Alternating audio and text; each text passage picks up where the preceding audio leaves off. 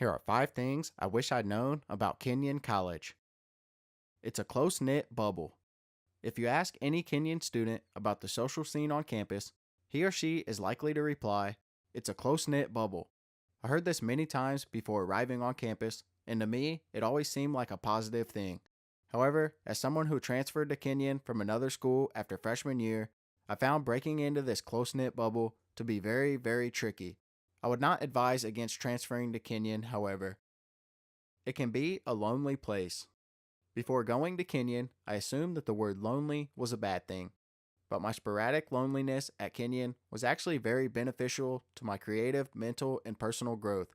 As a sophomore transfer, it was hard for me to break in socially at first. In the time between transferring to Kenyon and finding solid friends, I basked in the beauty that is Gambier, Ohio. Kenyon sits on top of a majestic hill surrounded by cornfields and bike trails and rivers. Sometimes what you are looking for isn't there yet, but you can start it.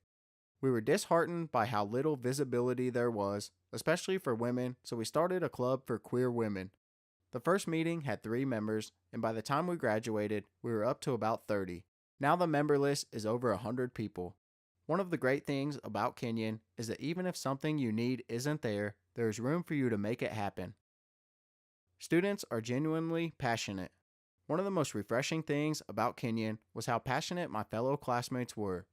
After coming from an environment where the general understanding was that the only purpose of high school was to get into a good college, I was eager to meet students with big ideas and a genuine interest in learning. At Kenyon, I was thrilled to discover that the students are genuinely passionate about the subjects they're studying. When you graduate, you have no idea how to buy groceries. All Kenyon students are required to be on the meal plan. There are no swipe cards to get into the dining hall, and all you have to do is walk in and eat as much as you want for as long as you want. It's pretty amazing. The downside is that you never learn how to feed yourself.